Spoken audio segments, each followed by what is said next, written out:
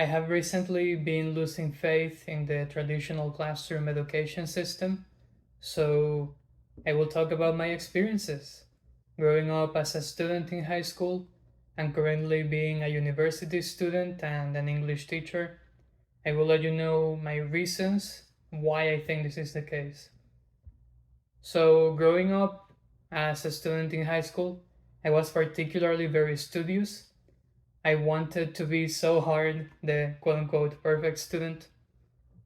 I had this self image of being the smartest student in my class, and that reinforced me wanting to study more and more, eventually succeeding and eventually feeding that self image I had. But particularly, I had almost a religious reverence for knowledge and learning and education. I believed that knowledge was an intrinsic good, that it could only be good and you should always pursue it, that perhaps knowledge was virtue, like Socrates used to say. And I just wanted to be the best person I could. I believed that education and the education system was the best way to accomplish that. In high school, I also realized I loved making questions more than anything, even if those questions were very difficult, very complicated, and almost never had any reasonable or complete answers in my perspective. But I guess questions were also that part of me wanting to know more, even if I ended up knowing nothing. In high school, I also had a particular experience, being, of course, the student that always tried to get perfect grades. Usually, my classmates and friends would come to me asking me to explain subjects they didn't really understand. So I would explain them, answer questions they had, and often they would tell me I would explain the subject better than the teacher would, and then they would rely on me to explain things and not teachers. So I think that felt good, and it wouldn't be a mistake to think that I also came to value knowledge because I could share that knowledge with other people. But the same relationship my classmates and friends had in relation to those subjects, I had with my teachers. I really respected my teachers. I believed they always knew more than me. I could ask questions and they would make their best attempt to answer them. So during high school, I came to admire the teacher role. I wanted to become a teacher myself, and I still do. But recently, I don't know. I don't think that a traditional classroom experience would be the best to learn. Not as a student, and definitely not as a teacher. So let me tell you a little about my current experiences in teaching and learning in university. So, in regards to teaching, I am currently teaching English as a second language to adults. These adults come to the United States looking for student visas, and basically, learning English for them is mandatory. They don't really have an option. They have to learn English, and I am there to teach them that. However, in teaching English particularly, I don't feel very useful to these students. I oftentimes feel useless. I feel that if you want to learn a language, it can be any language, I think, you can do that by yourself. You don't really need me in the classroom. I don't think you need an English teacher. That seems kind of like an oxymoron to me. It doesn't really go together. For example, some of the things I do as a teacher, I pronounce words and I have students repeat them. They could easily do that through Google Translate or just a quick internet search. You can literally just Google the word you want to know how to pronounce and pronunciation. And immediately, not even clicking in the link, Google will give you the American pronunciation and the British pronunciation. So that part of my job, I guess it's like 10 or 20% of my job.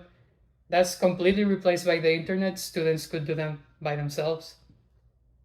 Another big part of my job as an English teacher would be providing definitions of novel words, words that students either have heard but don't really know what they mean, or have never heard and they want to know what they mean regardless.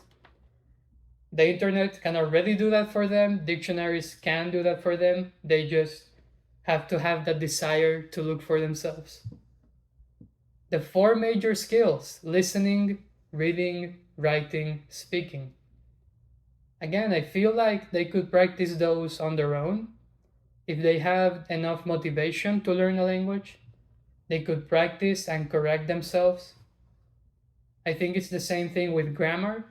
If you want to learn to say something in the present, you know how to do it. You just have to practice it and correct yourself with the aid of either friends that know how to speak the language or free resources you have on the internet. Vocabulary, same thing as with the definitions. A lot of a lot of times what I do, I tell students, look, if you want to expand your vocabulary, just look for synonyms of words you already know. Most likely you will encounter hundreds of times the words you already know, and they will just be synonyms. Again, I feel like they could do that on their own. A big part of my class would be the opportunity for social interaction. Usually I have classes of between 12 and 20 students, more or less. And that community is very beneficial for them because they are not only kind of forced to practice the language with other people, they get to meet other people and maybe like other people through the use of the language. However, I still believe they could do that on their own. They could find friends that already speak the language, or they could just make acquaintances in their work or in their social life with these kinds of people. They don't really need a classroom for that. Finally, another part of my English classes would be providing resources to students.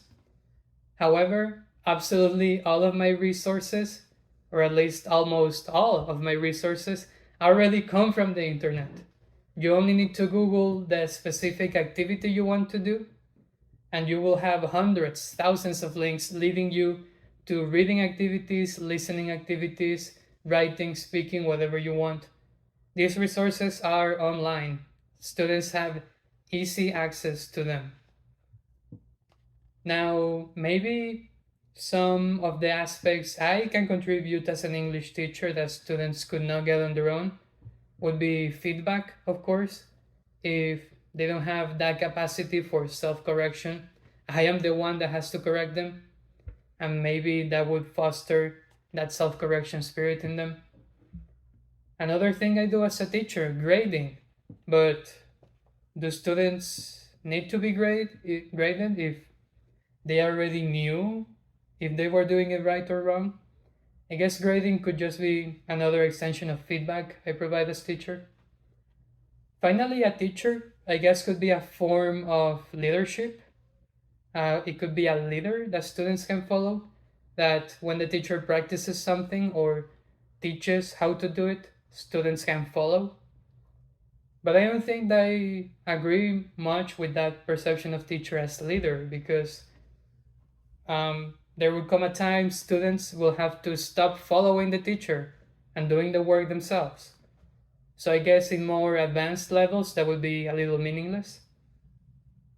So teaching English in this particular school with adults has taught me also that trying to teach multiple students in a traditional classroom setting usually takes a lot of time, and it will just overall be a less personalized experience for them.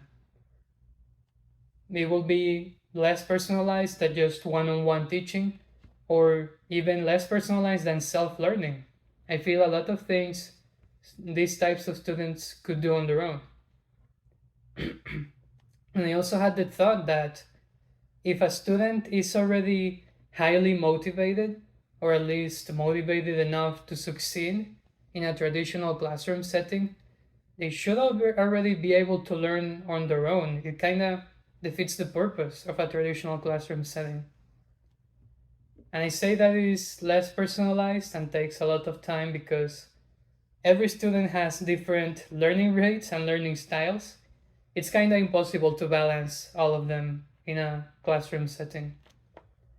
And I really appreciate that I am being paid, that I have a job as an English teacher, but at the same time, I think, well, you can do this on your own.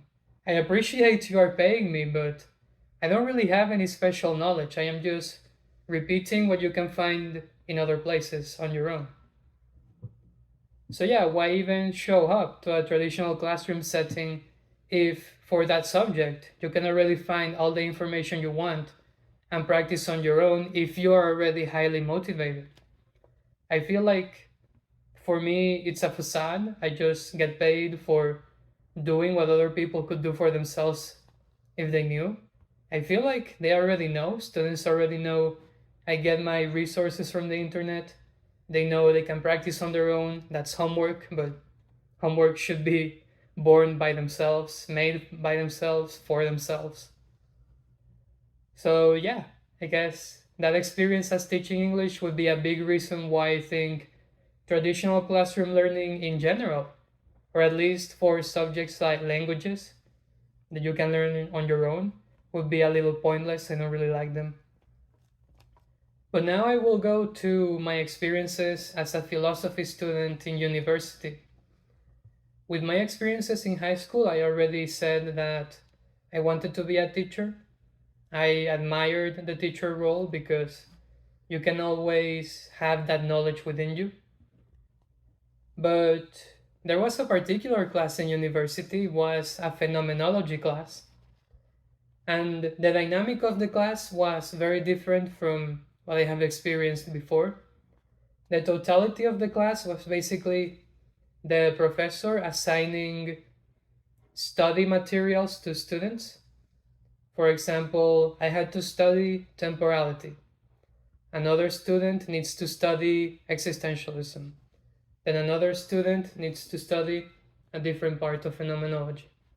So we all do that every week.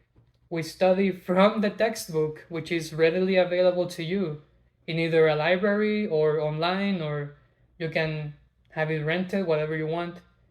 The students study from the textbook or other materials they consider relevant, and then they just teach the class to the rest of the students because they become experts in that particular area of phenomenology.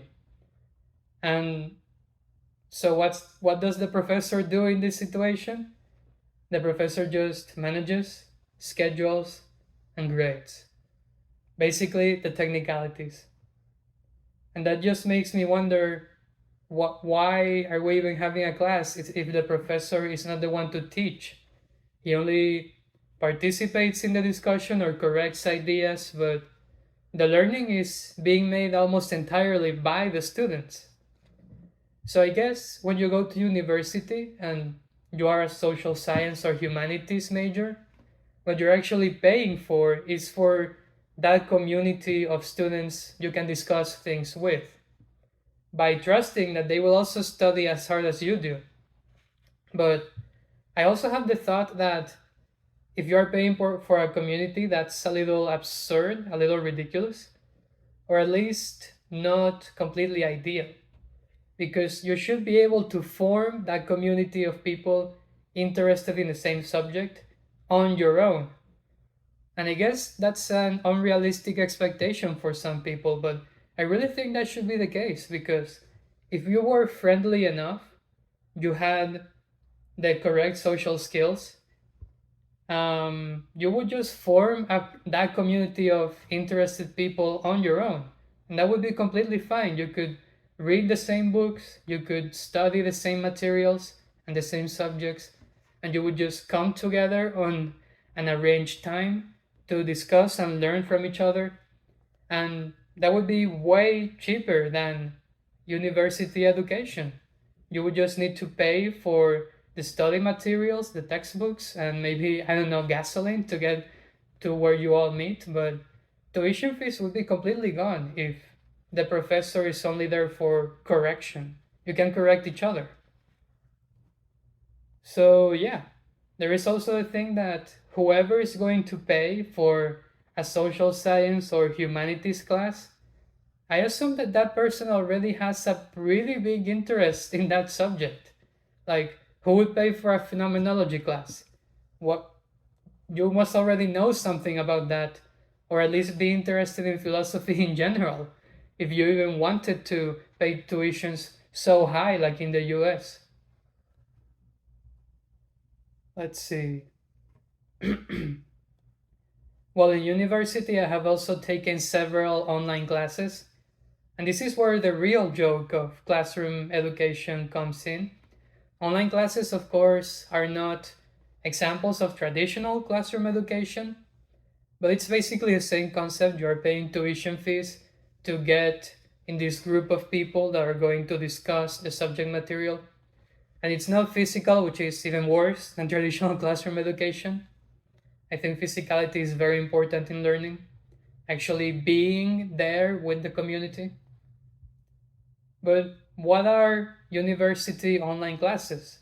They are professors allowing you to take their resources, which for me have generally been articles and books you can find for free either online or in your local library. It would be access to a community of students, which is mostly manifested in discussion posts. Again, something I think people should be able to do on their own if they wanted to really learn from each other. Online classes also have the graded elements. They have quizzes and they have papers. Quizzes are still multiple choice, and usually maybe you have to write a very short essay of 2 or 3 paragraphs in a determined amount of time. I don't know why I signed up for that really. I didn't expect having still multiple choice quizzes. The papers will also be another manifestation of grading. They will be more rigorous than the quizzes, of course. But still, I believe both quizzes and papers should be something you do by yourself. You should be able to test your own knowledge. You prepare a test and you take the test. Let's see how that goes. Or have someone else you trust prepare a test for you. Have someone else that doesn't know a lot about the topic test you on that topic, and they can learn with you and you can learn with them.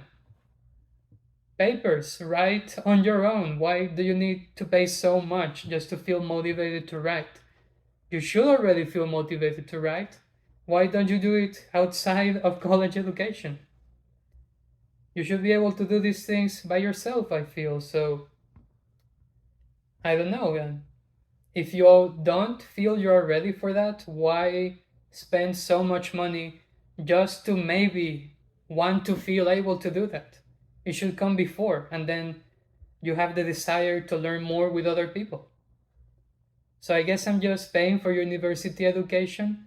First, of course, because there is no other way to get the certificate I want.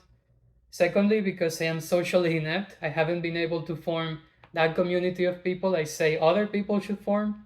So I am kind of hypocritical about that, in that I don't have that ideal future I wanted. But yeah, I guess that's why I don't like traditional classroom education. It's way less personalized. It doesn't really do much for you, or at least it does things you should already be able to find. It does things you should already be wanting to do. So I guess it's a little repetitive. The only difference is that there is always an expert, there is always a professor, but the teaching process is it's mostly you and your classmates, or at least you and an acquaintance, you and a friend, you and someone you trust, maybe you and someone who doesn't know so you can teach them and you learn by teaching. So, what would be the alternative of a traditional classroom education? I believe that at least for teaching, teachers should just be able to talk about whatever they like, and then others would listen to that teacher if they are interested. I always liked that some teachers would just talk with their soul, talk about what they're passionate about, and they wouldn't really care if you got it, you didn't get it, or if you cared, or if you would pass the class. No, no, no, no. Let the teacher just talk about whatever they like, do it their own way, and if others like it, they will listen. If they don't like it, they will just learn by themselves. It's no problem. Another alternative for students, the learning process would be do it by yourself. Try to befriend people that you think know more than you, people that have aligned interests in learning, maybe people that are already friends with you, but you would like to teach them something. And of course, people that will benefit you in some way, and you will benefit them. Make it a mutual learning relationship. And I guess that would be it. Thank you for your time and attention.